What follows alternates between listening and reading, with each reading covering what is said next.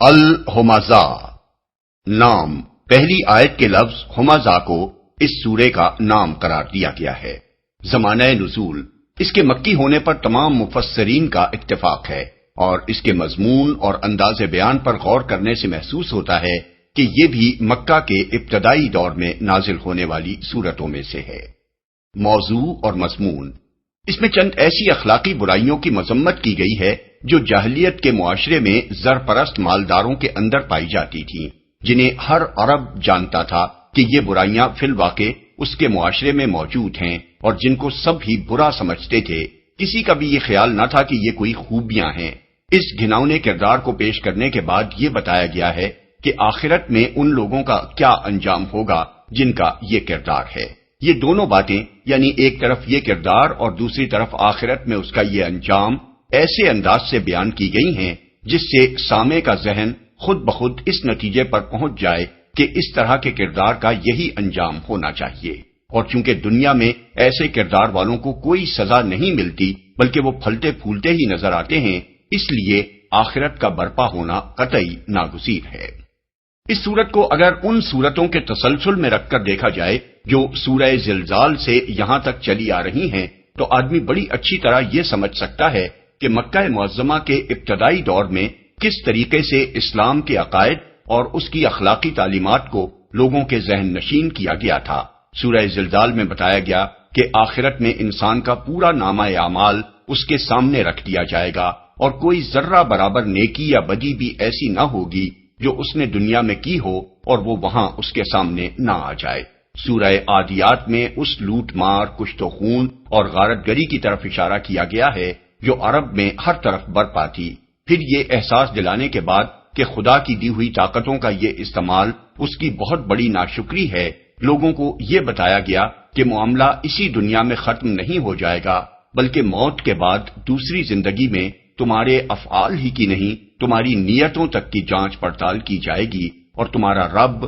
خوب جانتا ہے کہ کون آدمی کس سلوک کا مستحق ہے۔ سورہ قاریہ میں قیامت کا نقشہ پیش کرنے کے بعد لوگوں کو خبردار کیا گیا کہ آخرت میں انسان کے اچھے یا برے انجام کا انحصار اس پر ہوگا کہ اس کی نیکیوں کا پلڑا بھاری ہے یا ہلکا۔ سورہ تکاثر میں اس مادہ پرستانہ ذہنیت پر گرفت کی گئی جس کی وجہ سے لوگ مرتے دم تک بس دنیا کے فائدے اور لذتیں اور عیش و آرام اور جاہ و منزلت زیادہ سے زیادہ حاصل کرنے اور ایک دوسرے سے بڑھ جانے کی کوشش میں لگے رہتے ہیں۔ پھر اس غفلت کے برے انجام سے آگاہ کر کے لوگوں کو بتایا گیا کہ یہ دنیا کوئی خانہ یغما نہیں ہے کہ اس پر تم جتنا اور جس طرح چاہو ہاتھ مارو، بلکہ ایک ایک نعمت جو یہاں تمہیں مل رہی ہے اس کے لیے تمہیں اپنے رب کو جواب دینا ہوگا کہ اسے تم نے کیسے حاصل کیا اور حاصل کر کے اس کو کس طرح استعمال کیا۔ سورہ عصر میں بالکل دو ٹوک طریقے سے بتا دیا گیا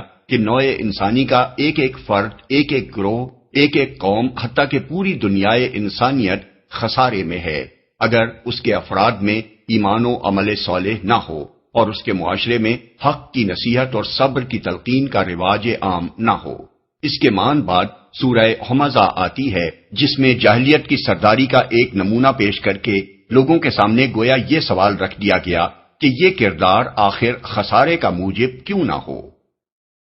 بسم اللہ الرحمن الرحیم شروع اللہ کے نام سے جو رحمان و رحیم ہے۔ ویل لکل ہمزۃ لمزہ الذی جمع مالا وعددہ يحسب ان ماله اخلدہ تباہی ہے ہر اس شخص کے لیے جو منہ در منہ لوگوں پر تان اور پیٹھ پیچھے برائیاں کرنے کا خوگر ہے، جس نے مال جمع کیا اور اسے گن گن کر رکھا، وہ سمجھتا ہے کہ اس کا مال ہمیشہ اس کے پاس رہے گا۔ برائیاں کرنے کا خوگر ہے۔ اصل الفاظ ہیں ہمزۃ اللمزہ۔ عربی زبان میں ہمز اور لمز معنی کے اعتبار سے باہم اتنے قریب ہیں کہ کبھی دونوں ہم معنی استعمال ہوتے ہیں اور کبھی دونوں میں فرق ہوتا ہے، مگر ایسا فرق کہ خود اہل زبان میں سے کچھ لوگ ہمز کا جو مفہوم بیان کرتے ہیں، کچھ دوسرے لوگ وہی مفہوم لمز کا بیان کرتے ہیں، اور اس کے برعکس کچھ لوگ لمز کے جو معنی بیان کرتے ہیں وہ دوسرے لوگوں کے نزدیک ہمز کے معنی ہیں۔ یہاں چونکہ دونوں لفظ ایک ساتھ آئے ہیں اور ہمزۃ لمزۃ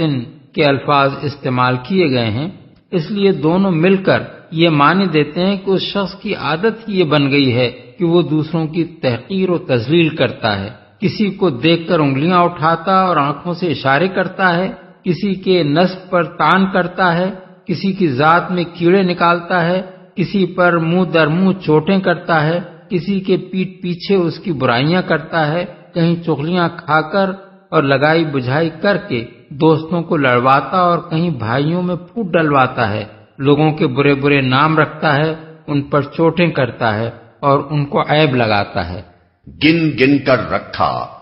پہلے فقرے کے بعد یہ دوسرا فقرہ خود بخود یہ معنی دیتا ہے کہ لوگوں کی یہ تحقیر و تذلیل وہ اپنی مالداری کے غرور میں کرتا ہے۔ مال جمع کرنے کے لیے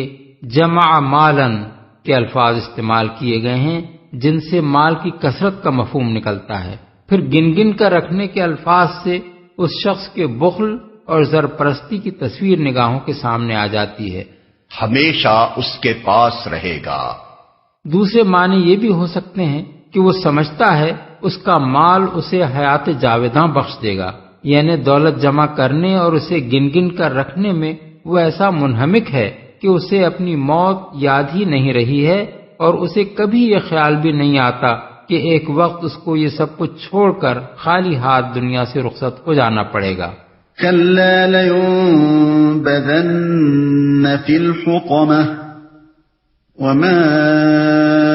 أدراك ما الحطمة نار الله الموقدة التي تطلع على الأفئدة إنها عليهم مؤصدة في عمد ممددة۔ ہرگز نہیں، وہ شخص تو چکنا چور کر دینے والی جگہ میں پھینک دیا جائے گا، اور تم کیا جانو کہ کیا ہے وہ چکنا چور کر دینے والی جگہ۔ اللہ کی آگ خوب بھڑکائی ہوئی جو دلوں تک پہنچے گی، وہ ان پر ڈھانک کر بند کر دی جائے گی، اس حالت میں کہ وہ اونچے اونچے ستونوں میں گھرے ہوئے ہوں گے۔ چکنا چور کر دینے والی اصل میں لفظ حطمہ